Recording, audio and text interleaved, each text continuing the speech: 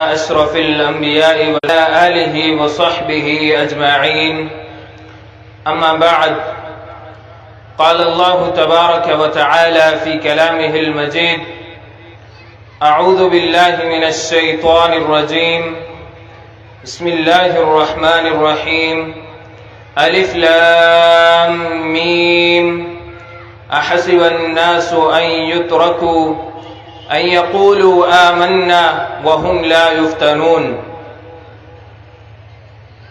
وعن عثمان رضي الله تعالى عنه أنه كان إذا وقف على قبر بقى حتى يبل لحيته فقيل له تذكر الجنة والنار فلا تبقي وتبقي من هذا فقال إن رسول الله صلى الله عليه وسلم قال إن القبر أول منزل من منازل الآخرة فإن نجا منه فما بعده أيسر منه وإن لم ينج منه فما بعده أشد منه وقال رسول الله صلى الله عليه وسلم ما رأيت منظرا قط إلا والقبر أفظع منه رواه الترمذي। इमाम तिरमिजी रहमतुल्लाह अलैह जामे तिरमिजी में अब्वाबुज़्ज़ुहद में हसन सनद से अब्दुल्लाह बिन बहीर रहिमहुल्लाह का रिवायत नकल फरमाइया। अब्दुल्लाह बिन बहीर सैयदना उस्मान गनी रज़ियल्लाहु अन्हु जे आज़ाद के गुलाम हानी का नकल करे तो जेमें वो बयान करे तो सैयदना उस्मान गनी रज़ियल्लाहु ताला अन्हु जने कबर वट बेहंदा हुआ तो ज़ारो कतार रोंदा हुआ एतरो रोंदा हुआ जो संदुन दाढ़ी मुबारक आली थी वेंदी हुई। खेन अर्ज कयो वियो तव्हांजे साम्हूं जन्नत जो तस्करो कयो वञे थो ऐं जहन्नम जो तस्करो कयो वञे थो, तव्हां कोन था रोयो ऐं कबर खे ॾिसी करे रोयो था। सैयदना उस्मान रज़ियल्लाहु ताला अन्हु फरमाइण लॻो त बेशक रसूलुल्लाह सल्लल्लाहु अलैहि वसल्लम जन इरशाद फरमायो त कबर आखिरत जी मंजिलुनि मां पहिरीं मंजिल आहे, जेको इन्हे मां कामयाब थियो तो बाद वारा मरहला उन जे लाइ अञा वधीक आसान थींदा ऐं जेको हिन मां कामयाब न थियो तो बाद वारा मरहला उन जे लाइ अञा वधीक सख्त आहिनि। ऐं बयान कयईं जो रसूलुल्लाह सल्लल्लाहु अलैहि वसल्लम इरशाद फरमायो त मूं जेके बि घबराहट वारा मंज़र ॾिठा आहिनि उन्हनि मां कबर खां वधीक घबराहट वारो मंज़र मूं कोन ॾिठो आहे।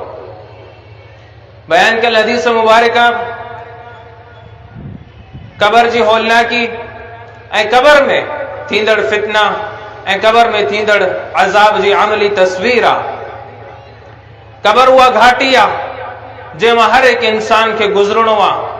अल्लाह ताला जो इहो दस्तूर आहे जो अल्लाह ताला इन घाटी मां नेकोकारनि खे फाजिरनि फासिकनि ऐं सालिहीन अंबियान ऐं शहीदनि सभिनी खे इन घाटी मां गुज़ारींदो। कबर उहा खौफनाक घाटी आहे जिंहिंजो खौफ जिंहिंजी वहशत ऐं जिंहिंजी होलनाकी नबी अलैहिस्सलातु वस्सलाम जहिड़ी अज़ीम शख्सियत जे दिल में बि मौजूद हुई। नबी अलैहिस्सलातु वस्सलाम कबर जे तज़किरे खां केतिरे क़दर खौफ महसूस कंदा हुआ। सुनन इब्न माजा में किताबुज़्ज़ुहद में बाबुल हुज़्न वल बुक़ा में सैयदना बरा बिन आज़िब रज़ियल्लाहु ताला अन्हु का रिवायत मौजूद है। बयान करे तो कुन्ना मा रसूलिल्लाहि सल्लल्लाहु अलैहि वसल्लम फी जनाज़तिन फजलस अला शफीरिल क़ब्र फबक़ा हत्ता बल्लत थरा थुम्मा क़ाल या इख़वानी लिमिथलि हाज़ा फ़अइद्दू।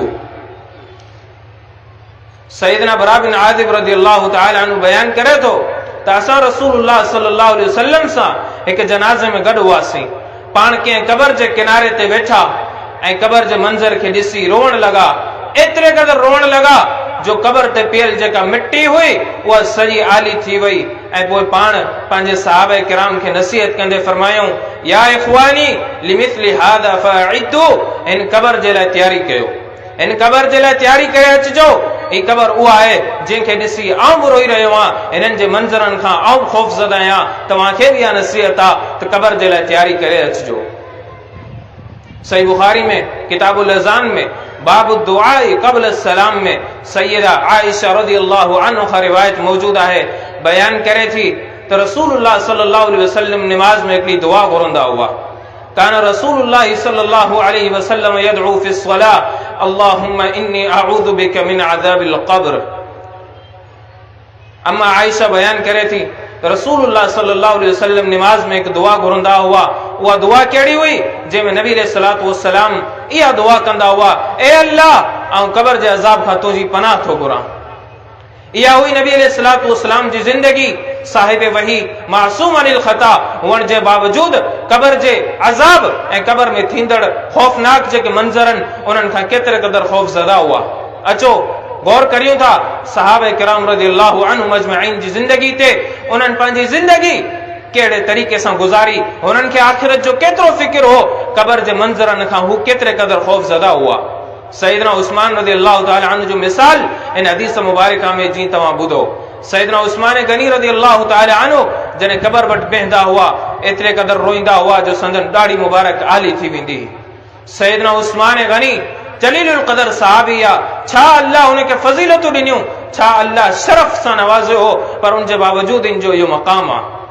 सुनन तिरमिज़ी में अब्वाबुल मनाकिब में बाबु मनाकिब अब्दुर्रहमान इब्न औफ में सैयदना अब्दुर्रहमान बिन औफ रज़ियल्लाहु ताला अन्हु का रिवायत मौजूद है।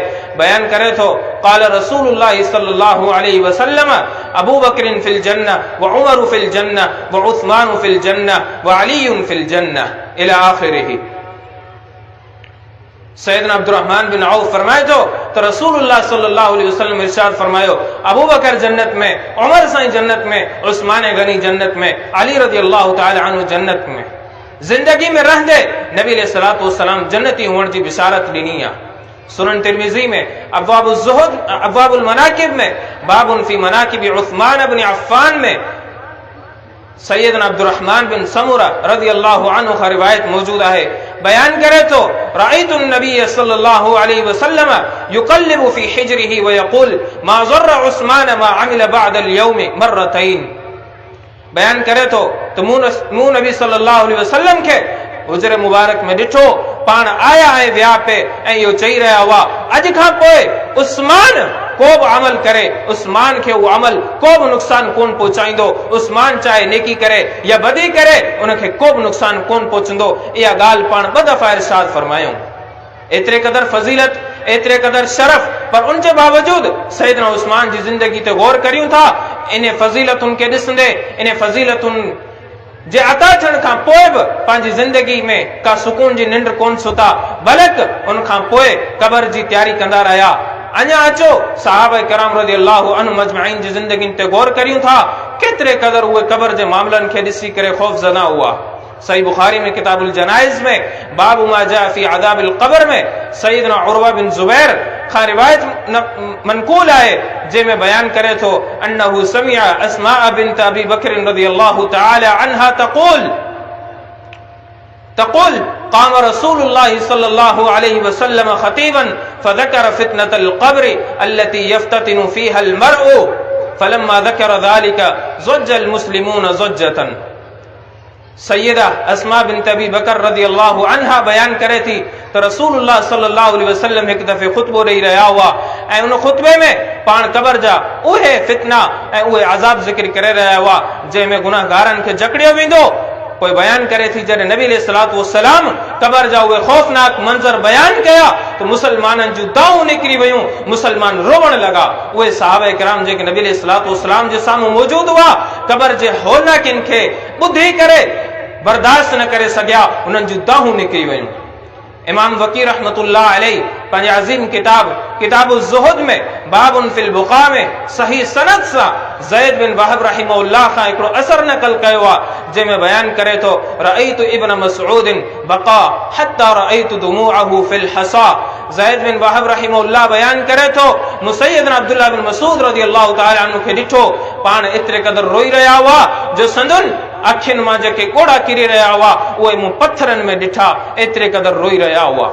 इहे हुआ असांजा सलफ़, इहे हुआ असांजे लाइ उसवा जी हैसियत रखंदड़ शख़्सियतूं जिन दुनिया में रही करे क़ब्र जे मुतालिक़ एतिरे क़दर फ़िक्रमंद थी करे रहिया हुआ। सैयदना उस्मान जो मिसाल मूं अवां जे साम्हूं पेश कयो। खेनि अर्ज़ कयो वियो तव्हां क़ब्र जे मामले खे वठी एतिरे क़दर रोईंदा आहियो, पर जॾहिं तव्हांजे साम्हूं जन्नत जहन्नम जा तस्करा कया वञनि था तव्हां एतिरे क़दुरु कोन था रोयो। आख़िरनि जो सबबु छा आहे? चवण लॻो त रसूलुल्लाह सल्लल्लाहु अलैहि वसल्लम इरशाद फरमायो, क़बर आख़िरत जी मंज़िलुनि मां पहिरीं मंज़िल आहे। जेको हिन मां कामयाब थियो त बाद वारा मरल आहे हुन जे लाइ अञा वधीक आसान थींदा। जेकॾहिं हितां ई फेल थियो, हितां कामयाब न थियो त बाद वारा मरल आहे अञा वधीक मुश्किल आहिनि।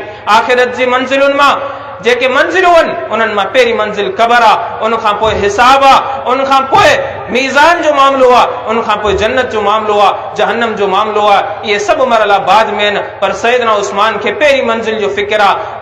ऐं इहो ई फ़िक्र आहे जेकॾहिं हिन मां कामयाब थी वियुसि त अॻिते बि कामयाबी आहे, जेकॾहिं हितां कामयाब न थियसि त अॻिते बि कामयाबी कोन्हे। रसूलुल्लाह सल्लल्लाहु अलैहि वसल्लम पंहिंजो मिसाल पाण ॾेई करे असांखे इहा नसीहत कनि पिया त मूं क़बर खां वधीक को बि घबराहट वारो मंज़र कोन ॾिठो आहे। अचो मुस्लमानो, पंहिंजी ज़िंदगियुनि में रही करे इन क़बर जे लाइ का तयारी करियूं, इन क़बर जी कारी रात जे लाइ का तयारी करियूं। क़बर में थींदड़ फितननि जे बचाव जे लाइ क़ुरान हदीस जी तालीम जी रोशनी जे मुताबिक़ पंहिंजी ज़िंदगी गुज़ारियूं ऐं क़बर जे लाइ के सालिह ऐं सुठा अमल गॾु करियूं। अल्लाह रब्बुल आलमीन खां दुआ आहे, अल्लाह रब्बुल आलमीन मुंहिंजो ही कयल नसीहतूं क़बूल फरमाए, मूंखे ऐं अवां सभिनि खे अमल करण जी तौफ़ीक़ अता फरमाए। व आख़िरु दअवाना अनिल हम्दुलिल्लाहि रब्बिल आलमीन।